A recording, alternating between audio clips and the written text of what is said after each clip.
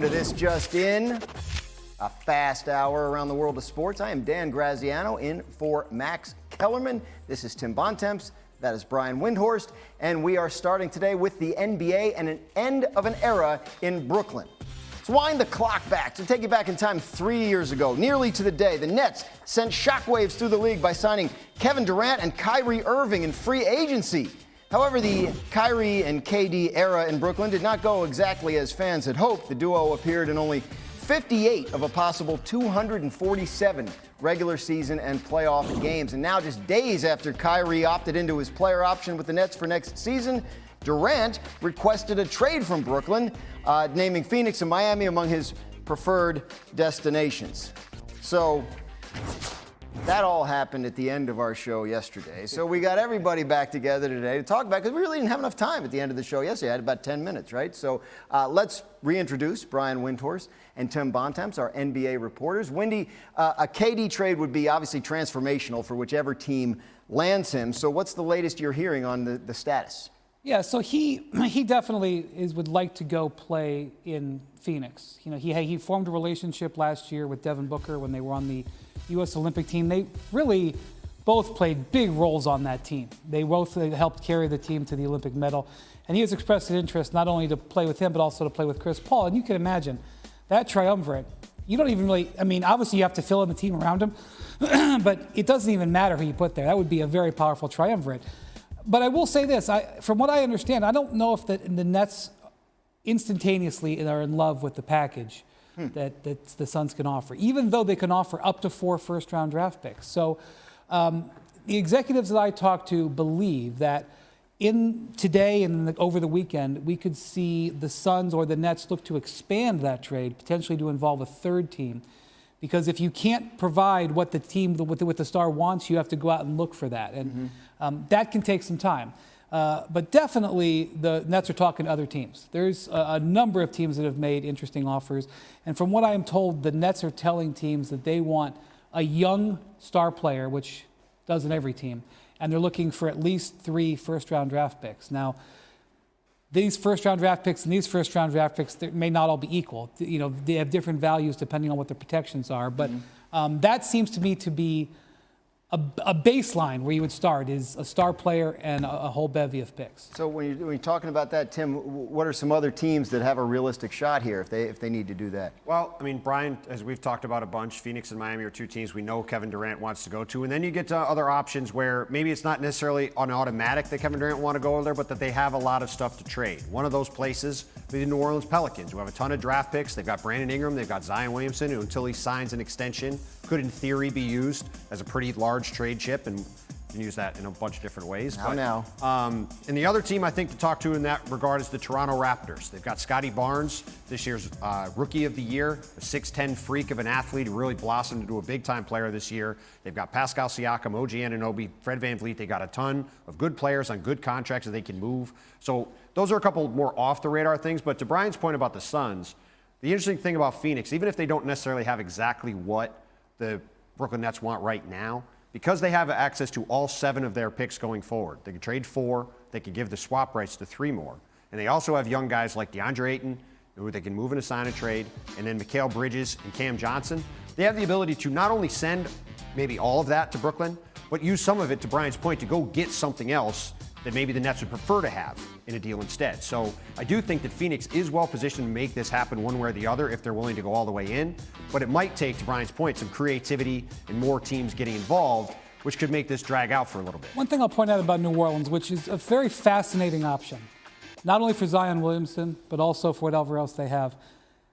Willie Green, their head coach, was an assistant when Kevin Durant was in Golden State. He's very well liked by his players. And it might, not that the Nets don't need Durant's permission to trade him somewhere with 4 years left on his contract, but if a team wanted to get momentum towards a deal, getting Durant's blessing could be very valuable. So I believe the Pelicans are hoping that that relationship with Willie Green could somehow play into their favor. Now, what you would have to do is you would have to ask the Nets permission to let them talk. But if the Nets liked what potentially the Pelicans could offer, that's something that could happen. And during last season, C.J. McCollum got traded from Portland to New Orleans. And when he first got heard about the trade, I think he was kind of like, boy, I played in Portland my whole career. I'm not crazy.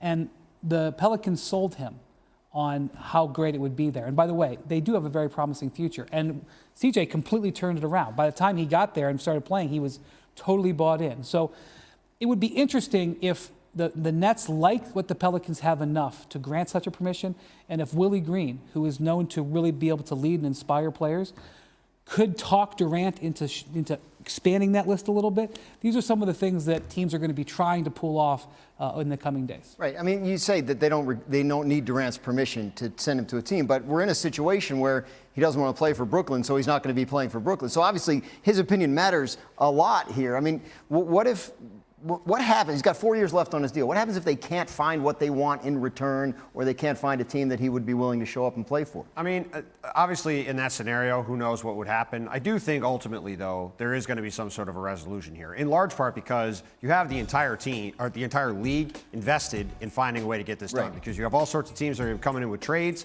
and the teams that are involved and are interested, that do want to get it done, they're going to find a way to get it done. Because when players like Kevin Durant come along, it's basically once in a generation, you find a way to make this kind of trade happen. So there are certainly, I'm sure you could come up with a scenario where there's not a Kevin Durant trade that happens.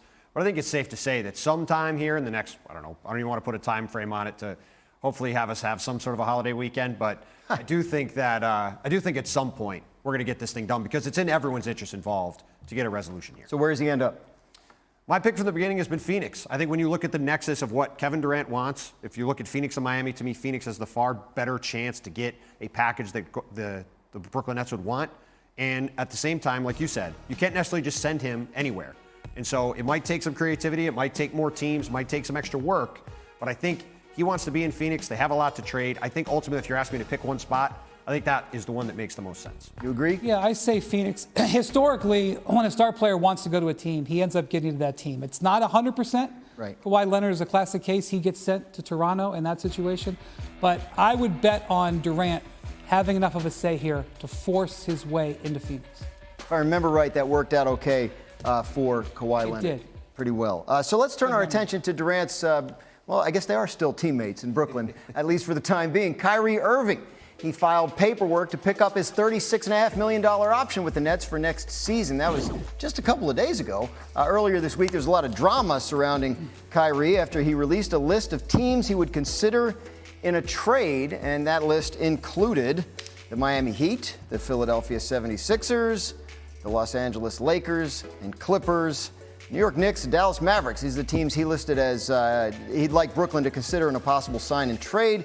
Kyrie is 30 years old. He'll be an unrestricted free agent in 2023. So we talked about Durant, 4 years left on his deal. Kyrie just has the one. So what kind of value are the Nets looking to get in a trade for him? Well, the Nets are focused on making Durant trades. Kyrie right now is an ancillary piece. And it is possible if you get into a 3 or 4 team trade, which those are difficult, but they do happen, that Kyrie could move as a part of a larger trade, and that he would just be a facilitation piece and, c'est la vie, Now, what I think is more likely is that the Nets do a trade for Durant first, then evaluate what do we now have on our roster, what do we now have on our books, what do our desires turn into, and then they do a Kyrie trade. The complication with him, Dan, he makes $36 million. Trading any player who makes $36 million is a challenge. And it's really a challenge if you are already loaded on your books. Like what people are focused on, and certainly Kyrie is focused on, is the Lakers. Well, the Lakers, the piece that they have to trade for him is Russell Westbrook. Mm-hmm. Well, let me just tell you, Russell Westbrook makes $47 million. That's $11 million based on my math. And how about this one? When Kyrie, when Kyrie gets traded, he's owed a $5 million trade bonus.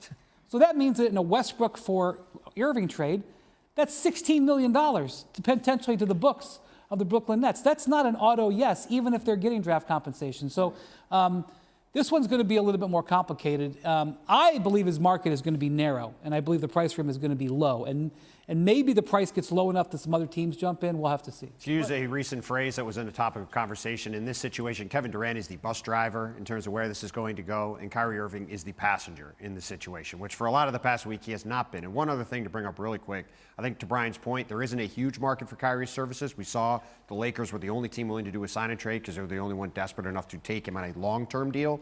I do think the market could be a little bit bigger on a one-year deal because there's no long-term risk, and therefore some teams might say it's worth throwing him a moderate asset to maybe take a flyer on him, and if it doesn't work, you have a big expiring contract anyway. All right, so we asked you for a pick on Durant. What's your pick on where Kyrie Irving plays next season?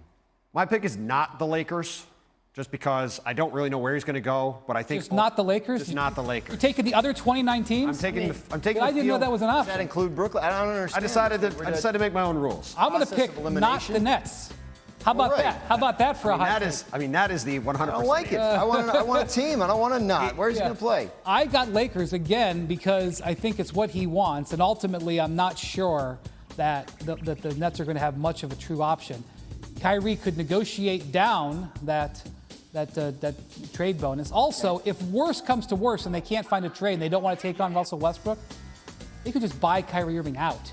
They could hit the free agent market and go sign with the Lakers. That's what really would be an interesting Or they scenario. could also do what the Rockets did with John Wall last year and have him sit at home and get paid and maybe use him as an expiring contract later in the season. There are other options here. True. The Kyrie situation, unlike the Durant situation, could potentially drag out for a little while. All right, well, here's what we'll do. We'll have you on every day, and you can tell us another team that he's not going to. And if it lasts 29 shows... That'll get us to training camp, and then you can we'll take see. back over again. All right, sounds good.